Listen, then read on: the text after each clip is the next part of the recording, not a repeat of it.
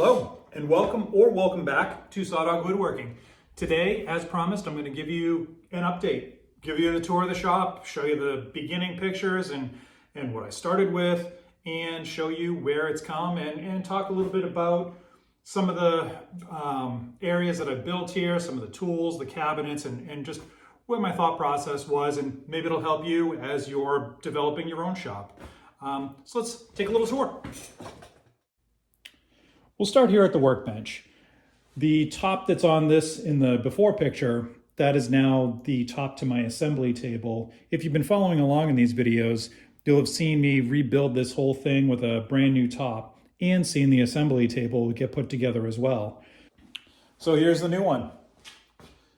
As I said, got a nice new paint job on it. Had to, if you watched the build of this in one of the earlier videos, I had some drawers down here that my grandfather had built years upon years ago. They've always been in my life, so that over 50 years. I had these filing cabinets that ended up fitting under here a lot better. I had changed the measurements, so the cabinets no longer fit under there, or the drawers no longer fit under there. But I gave my drill holder new paint job, not with spray paint. Get that out of the way. And got my cabinet for a lot of the tools that I just want to be able to reach for. But again, I made this a little bit shorter. I think I've gained about 18 inches this way by getting rid of the old workbench top, shrinking this back and making it just more of a place where I can land, work on a couple small things. But if I have something big I really want to work on, I bring it over to the assembly table, which is actually behind the camera here. So, but it's been working out really well. This is just my library up here. Got some books and knickknacks and whatnot in there, just for reference if I need them.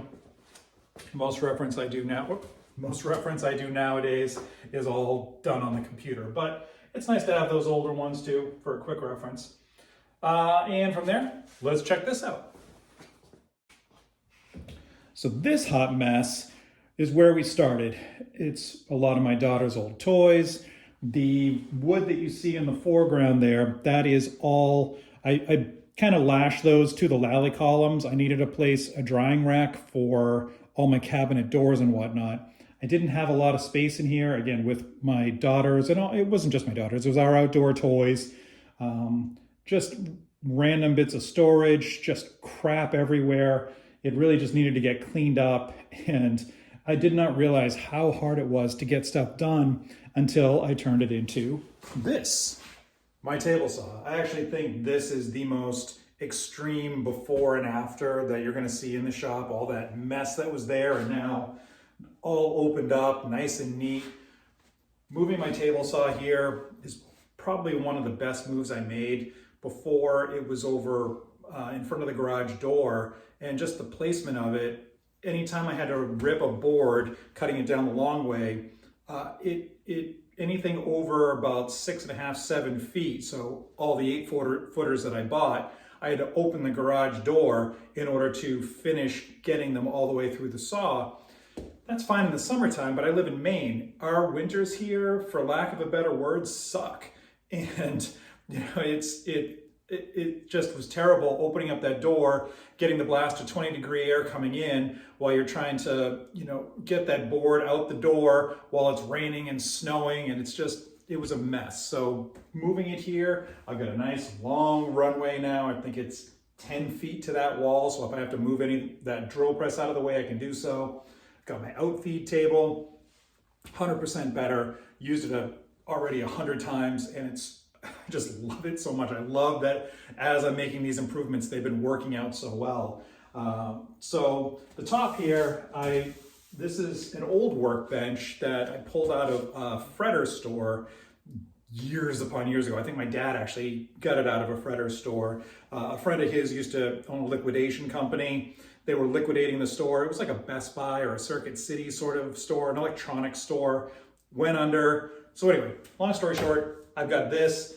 The bottom here is a bathroom vanity that I found at the Habitat for Humanity's Restore. We were going to redo our bathroom. We found this vanity, found these drawers to go with it, and I just stored it for a while. Fast forward to when I actually did the bathroom reno, we found a better vanity, also at the Habitat for Humanity store. So I ended up turning this into a big area for my table saw. So I had to retrofit a new rip fence on here. So I've got this right here, and it's just a nice sliding rip fence, locks in place with the cam lever, makes nice straight cuts. The one that came with the saw was this weird rickety thing, had a lot of dials, and you had to kind of screw it in place and tighten it down on the other side. This is a lot better, a lot faster. The saw itself, this is a Milwaukee or a Delta Milwaukee Homecraft. This was sold in 1952, which is when my grandfather probably got it. This has been in my life, my entire life, most of my mom's life as well. And it is a beast. This sucker will take a finger off. It doesn't have any safeties on it. There's nothing that is going to protect me. If it takes my finger off, it's just gonna slap me in the face and say, "Smarten up, bitch, now get back to work." This was made off on a diet of red meat and potatoes, 2 fingers of whiskey, and probably 3 packs of cigarettes. So it's something that I always respect. I use push sticks on this thing. I did retrofit a little bit more to it other than the rip fence. I also rewired the motor. The motor is still original, but none of it was grounded. So if at any point the wires started to feel like they were going to go a little wonky, because it's a 74-year-old, 73-year-old saw, I just wanted to make sure it was grounded. So I rewired that, put a start-stop button on here versus this weird little toggle that you had to kind of fish for on the side. So it's a little safer, I guess, but I always show it respect, always use push sticks and everything else, because the last thing I need to do is lose a finger. The sad thing is though, if you've seen some of the other videos, yes, there's been some dull blades on here and I've been getting some smoke and some burns, but it just doesn't have the horsepower I need to really, I think, do this for much longer. So I may be saying goodbye to this heirloom. I don't know what to do with it, make a plinth for it and put it up on a wall and honor it daily, because it's amazing that this is as old as it is and I'm still getting use out of it. And please keep going, because I still need you. It's belt driven. It's a great saw. It's been a great saw. It's what I've learned on for most of my life, but I'm probably going to be looking to get a good cabinet saw at some point. But for now, I love it and I'm going to keep it. So anyway, let's go this way. Now here we have this is my peninsula from my old kitchen. I saved that for a year. If you haven't seen the very first video I put out on what I built, the 12-drawer cabinet, this is the base that I built that entire thing off of, as well as a lot of things that I saved from the kitchen a year prior. As you can see, I have my miter saw station. This was a video that I built, so if you're interested in building a miter saw or a miter saw station, I have a whole video on how I put that together.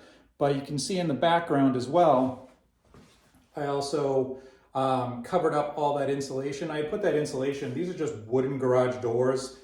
They're pretty terrible. They're only about they're less than a ½ inch thick, because I actually had ½ inch staples go through them when I was putting up the insulation originally. So it was always cold in here. It made it really hard to work in the winter times. I had a space heater that would kind of work and do it, but had to bundle up, and my living room's right above this. It's a drive-under garage, so even that, I think, would make the living room a lot colder. So I had insulated over that door with just bare insulation. As I started building this, I decided, you know what? Let's neaten it up. Let's button it up a little bit better. So it's still insulated, but now it's got a faux wall going over it. The garage door is still there, because if I ever do sell the house, I think a 2-car garage is going to sell better than a 1-car. So, and I didn't want to have to figure out what to do with all the crap and just getting rid of the door, re-siding everything. It just made more sense, build a faux wall. So I did. And it was pretty cheap. And I'll put up a couple pictures of the the before or the during, so you can see what I meant by that. But yeah, the miter saw station and all that has been wonderful. I do have to work on the dust collection. That vacuum doesn't work great. I have an upgrade to the dust collector video that I'm going to put out shortly. And it works better than what was there, but I'm still not 100% on what I want to do with my dust collection yet on that. So from there, we go this way. This is where the table saw used to sit. And that's the garage door I was talking about that I would have to open every time I wanted to make a long rip cut. But now I've got my assembly table. This was a video I just posted. It should have posted within the last 10 minutes of me actually doing this video to talk about an update. So if you haven't seen that, I go over the whole thing. This was the top of the workbench that I started at the beginning of this video. But as you can see, it's enormous. I think this is about 35 and 3/4, so let's call it 36 by 80. So almost a full 8 feet, just over 7 feet. Really good size, but now I have all this room. I can move and turn things, and it's just much better. I've got my clamps right nearby, so if I'm working, they're right here. I can grab them and do it, especially when I'm working alone, which I mention a lot in a lot of the videos. I need an extra set of hands. Clamps become that extra set of hands. I've got a thermal curtain up over the garage door right now. I don't open it much. And again, it's November now, so it's starting to get colder outside, but because of insulating that door better, because of putting this up, this thermal curtain over that door, and the next area I'm going to take you to, which I'll take you to right now.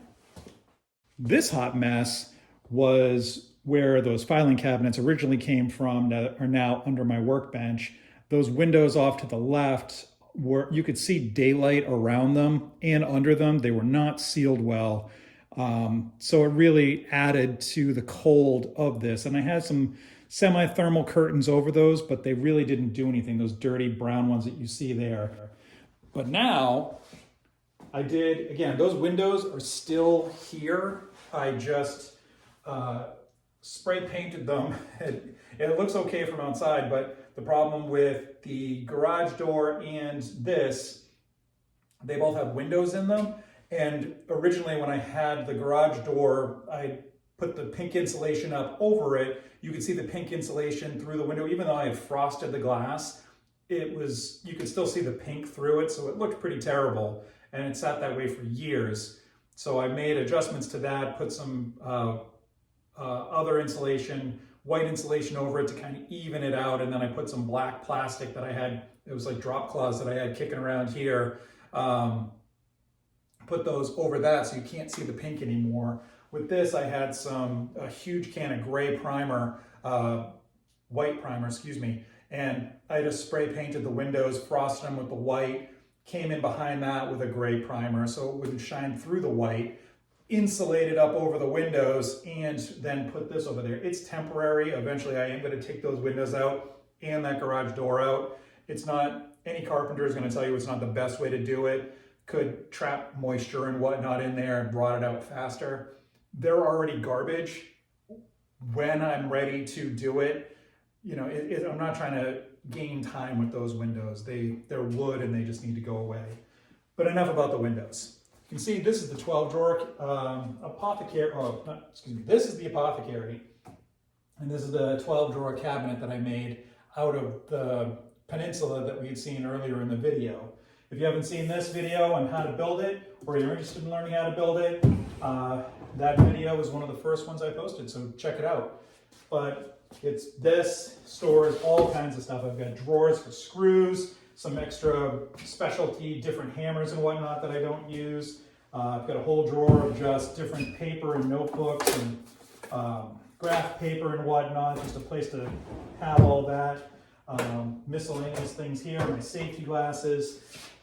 Just all around, I've got nails down the bottom, some fasteners, and my grandfather built this years upon years ago. This is yet another thing that's been in my life forever. All these are little peanut butter jars that are probably from the 50s. And he, being from the Great Depression, saved everything. So when I eventually took ownership of this, it came out of my parents' house after my grandparents had passed. All my crap was basically stored there until, you know, I ended up getting out of apartments and bought my first house, had my first workshop. I took ownership of this, and I went through all these different drawers and all these different jars, and I had just a massive bag of flathead screws, and they all had paint on them. Just in general, flathead screws are miserable. I hate them. I want them phased out. Maybe they were great back in, you know, the 1800s and the early 1900s. They suck, and I hate them. And I'm trying to be a good person because I know my room in hell is full of flathead screws and the soundtrack from Frozen. So I'm gonna just be a good person from now on, so I don't have to face that. So I made this my own and put all my stuff in here. I'm a huge fan of a label maker, so I've labeled everything, and it's just nice to know where all your stuff is. So that is the rough tour of the shop and the before and after. I'm going to take you over there and I'll show you a couple other things. So this is where I like to keep all of my my nail fasteners. I have some tools that I don't use all the time. A drill for pocket holes, my Black & Decker, jigsaw that I mentioned in the last video that hasn't come out yet, but you'll see it. It should be out by now. Yeah, it's one. So, but yeah, my old Black & Decker, I've got this decades ago, and for some reason it's still working, so great, I'm gonna keep it going. I don't think you care about that, so I'm not gonna keep going with that. So over here is kind of some miscellaneous stuff. I have contractor bags for just trash, different size nails for my nail guns. This right here is my nail gun case.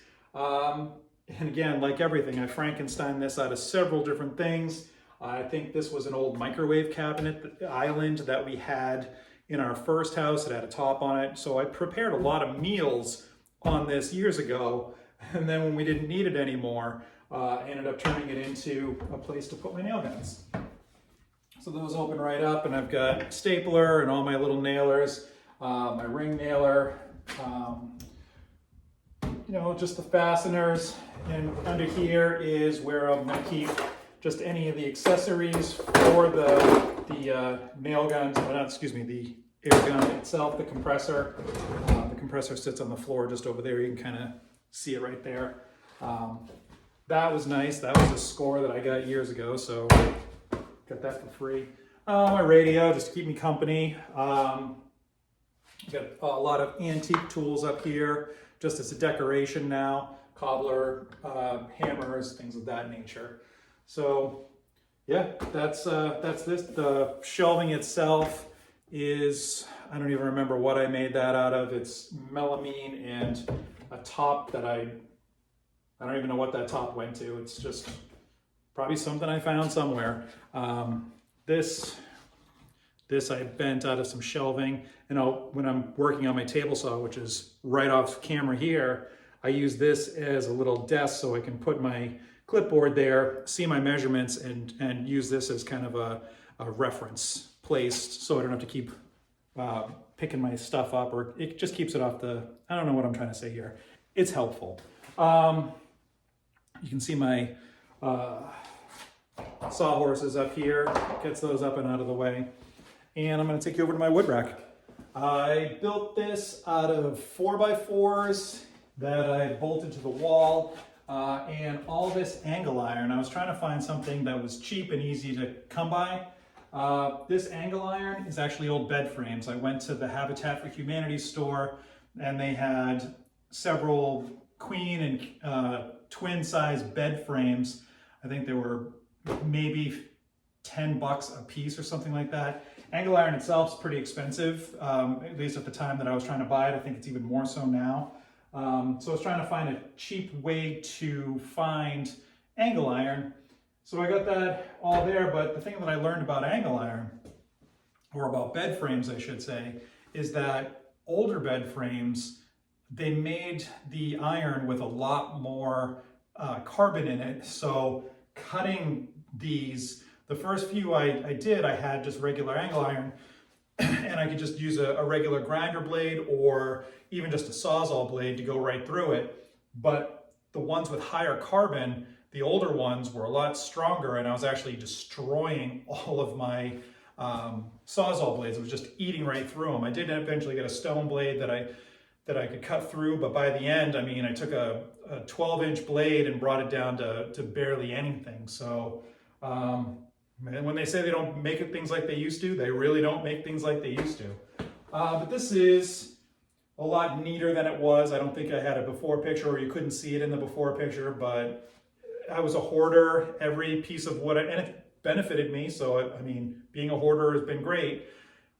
Most of what you've seen built here, the materials were already existing in here. I just had to turn them into something else. So now I've gone through this, and the wood that I have left is good sizes. It's going to be something that I can use. This is where a lot of the scrap stuff is. It's on wheels, but I never move it. And I've got, this is a case my grandfather built for his lathe chisels. I have his lathe still. I don't do anything with wood turning. If I do, then I'll get his lathe back out. That's actually tucked away behind the Apothecary. There was a little empty space back there. So the lathe is back there. Eventually I'll get to it, maybe. I've seen a lot of wood turning videos. It looks interesting. It's just never really been my specialty. So maybe I'll get to it, maybe I won't. But that's what he used to keep his chisels in. I still have the chisels. I just don't need the cabinet. So there it sits until I turn it into something else. Or use it for my own storage and just keep it as is. So this corner, again, it's a small shop, so I don't waste any space. In this corner, you could see it in the video earlier. This is where my table saw had been sitting. So the garage door is right here. Just to give you a point of reference, my drill press and my bandsaw had been sitting over in this corner, and there was usually wood and everything from the table saw that fell here, the scraps and whatnot. So trying to roll those out was always a challenge, because heaven forbid I pick up when I'm done. I do that now. So I wanted to neaten this up. I moved those over there. They're a little easier to access if I need them. Wanted to neaten this up. These are the drawers that had been under my workbench. My grandfather built these decades ago. Again, these have been in my life forever. Didn't see a point in throwing them out. I like to repurpose everything. So it's holding my plumbing supplies and some of my electrical stuff if I do any household stuff. But then I built this paint cabinet to hold and hide all the mess from those. And this is just leftover wood that I had as I was building some of these other things. I had some really thin, I don't know, I think this is just thin melamine. It's only about 1/8 of an inch thick for the door, but more than enough for what I needed here. This is just, I don't know what I built the doors out of, just pine that I had kicking around, cut all that down. The top span here, I think, is built out of an easel that I had from one of the old schools. I used some of that easel on some of the other parts. So again, I'm finding random things all over the place. What it once was isn't functional anymore. I take it, turn it into something functional for free. So anyway, I just wanted to make sure I showed you this before we moved on to the next thing. So anyway, paint cabinet. All right, so the last thing I want to touch on in this update video is just starting a business in general, where I'm at, and maybe if you're looking to start your own business, whether it be woodworking or whatever, maybe my story will inspire you or give you some pointers or whatnot. And for those of you that are just following along and just want to see how this has been progressing, this is for you as well. I think to start with, what was the motivation to actually start a business and branch out on my own? Because there's no security in this. This may be a foolhardy effort, and within the next few months, I have to, go back into the HVAC field. I've got a lot of job offers out there. I've got a huge safety net because have a good reputation. I've met a lot of people. I have a really good network. So if this doesn't work, I can probably be employed tomorrow, but I don't want that. What I'm looking for is to do this on my own. And I'm lucky enough to have just a wonderful wife who's been incredibly supportive, has a real good head for finance, and we've put a really good budget together to maintain on one income for, I don't know how much longer, but we're doing all right. So that was the first step, is making sure that I wasn't going to put us in financial ruin by just walking away from my teaching job. And I don't want to say walking away. I didn't take the decision lightly. I was a teacher, getting on that for those of you that don't know. For the last 7 years, I taught HVAC and plumbing at the local trade high school in Portland. And it was probably the hardest thing I've ever done. Teaching is not for the faint of heart. I thought, oh, well, you know, how hard can it be? I'll put a curriculum together and then I'll just ride that curriculum until retirement. And hey, I get my summers off. How bad could it be? Awful. It can be awful. And, you know, it wasn't all bad. You know, there were a lot of days off, and I kind of put a pros and cons list together, and my wife pointed out, she's like, well, the only pro you have is the amount of time you don't have to be there. And that really can't be a good job if all you're ever doing is looking forward to not being there. The students were great. Not all of them, obviously. I mean, you can't get along with everybody. But for the most part, I had a really good rapport with my students. And I saw these really good kids coming in and turning into good adults. I was actually texting with a few of my former students last night, and we're going to be getting together for dinner soon.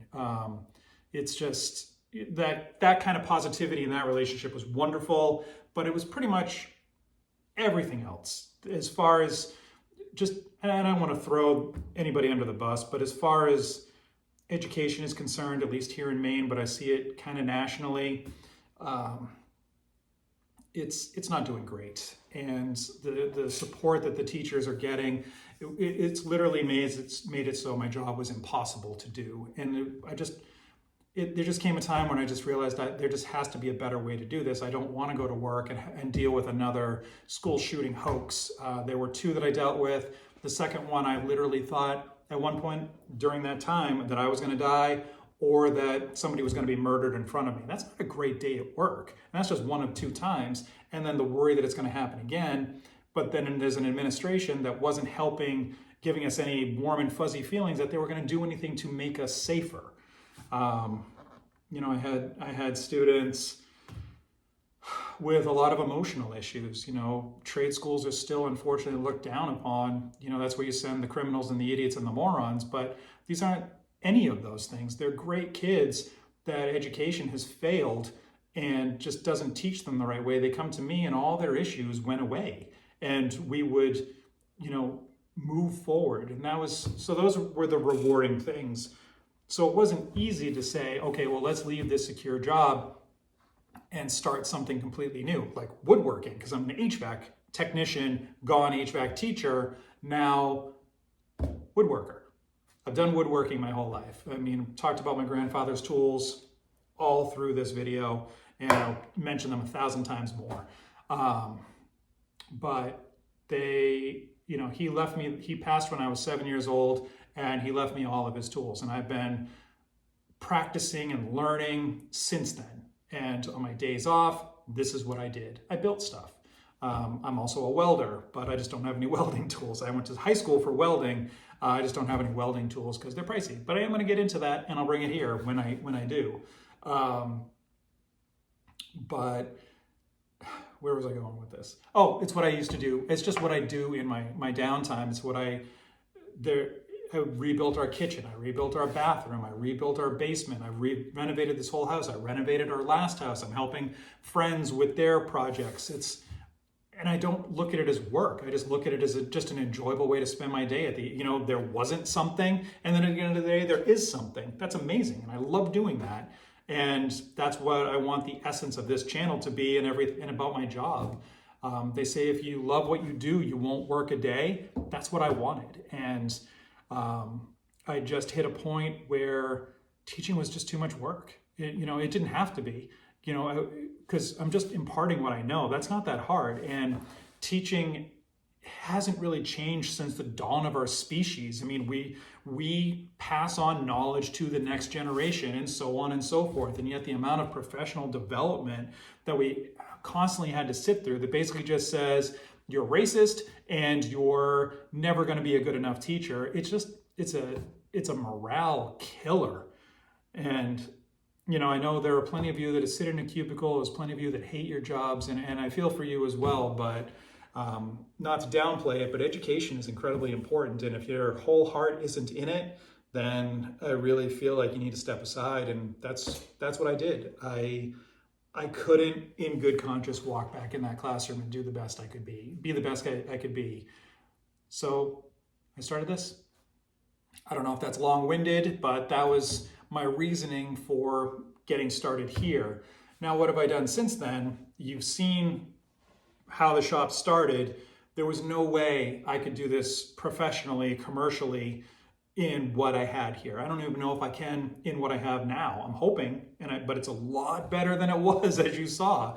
So my first plan of attack was the business name, and I'm fortunate enough to have a really good friend who taught with me. She was my co-teacher. My really good friend Sarah. Her husband helped me put an LLC together, and that's just a limited liability company. So if anything goes wrong with not Spotlight, that was a former business. If anything goes wrong with Saw Dog Woodworking, then they can't come after my house or me personally. It's just whatever is invested in the business. I lose all that if I get sued, basically. But I'm not anticipating in getting sued. But it was a smart move to make sure that the company is separate from my personal life. So I got that set up, had the name. I got a second phone number so that everything rings into Saw Dog Woodworking instead of my personal number. So God forbid anything does go wrong, or I decide that this just isn't working and I do have to quit and go do something else, then my personal number is not out there, and I'm not going to be getting all these random business calls, because that happened when I had No Fret Pet Care, the dog walking and dog training business that I ran. I had the same phone, so even after I sold the business, for about the next year or so, I was still getting phone calls from that. So that's separate as well. And what else have I done?